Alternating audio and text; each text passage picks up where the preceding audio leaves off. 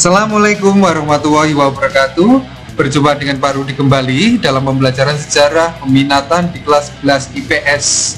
Dalam pembelajaran jarak jauh kali ini kita akan membahas tentang peristiwa-peristiwa penting di Eropa yang mempengaruhi kehidupan masyarakat dahulu sampai sekarang, yakni Renaissance, merkantilisme, reformasi gereja, Aufklärung, dan revolusi industri.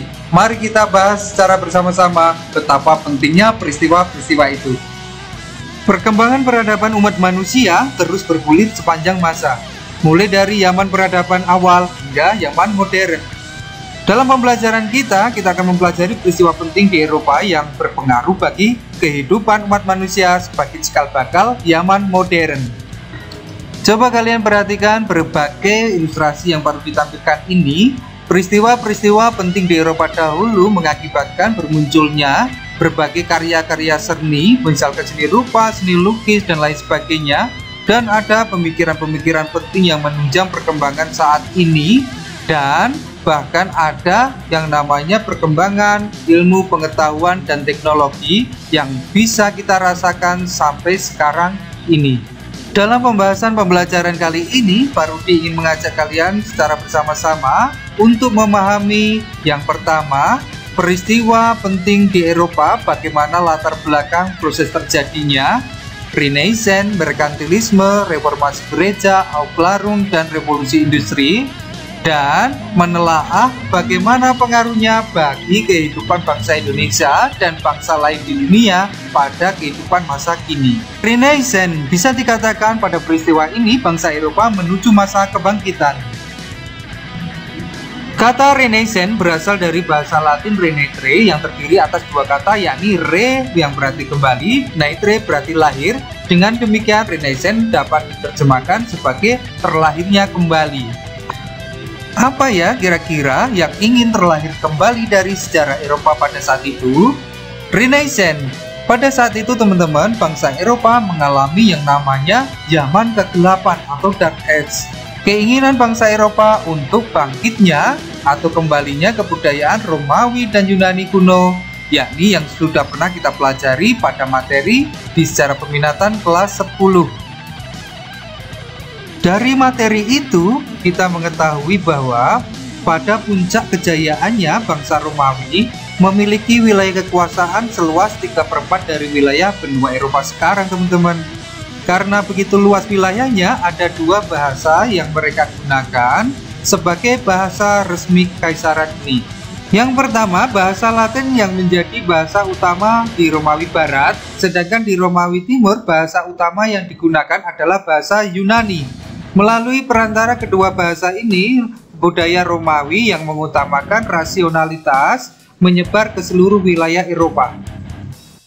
Sejak keruntuhan Kekaisaran Romawi di abad 4 Masehi, perkembangan peradaban di Eropa semakin meredup selama kurun waktu 1000 tahun setelah keruntuhan Kekaisaran Romawi. Eropa berada dalam peradaban abad pertengahan atau Middle Age. Abad pertengahan atau disebut juga sebagai abad ke-8, pada saat itu masyarakat Eropa dalam kehidupannya selalu didominasi oleh kehidupan gereja. Banyak hal-hal yang positif yang berkembang pada saat itu, namun dampak-dampak negatif juga ada.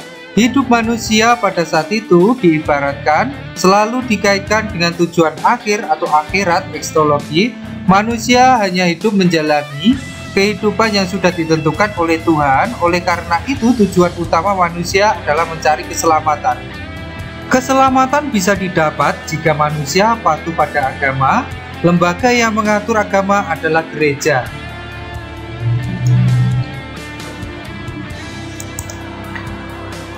Dengan demikian, manusia harus patuh kepada ketetapan yang dikeluarkan oleh gereja. Akibatnya, inovasi dalam dunia pemikiran saat itu menjadi sangat terbatas. Bahkan, hingga abad 14 Masehi, kehidupan masyarakat Eropa ditandai dengan berbagai bencana seperti kekacauan politik, krisis ekonomi, dan wabah penyakit pes atau Black Death.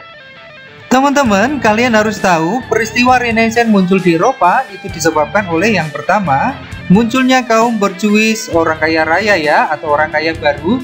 Yang kedua, runtuhnya kota Konstantinopel ke tangan Turki Utsmani yang dulunya sebagai kota dagang yang sangat ramai di Eropa. Yang ketiga, Italia sebagai pusat peradaban Romawi kuno.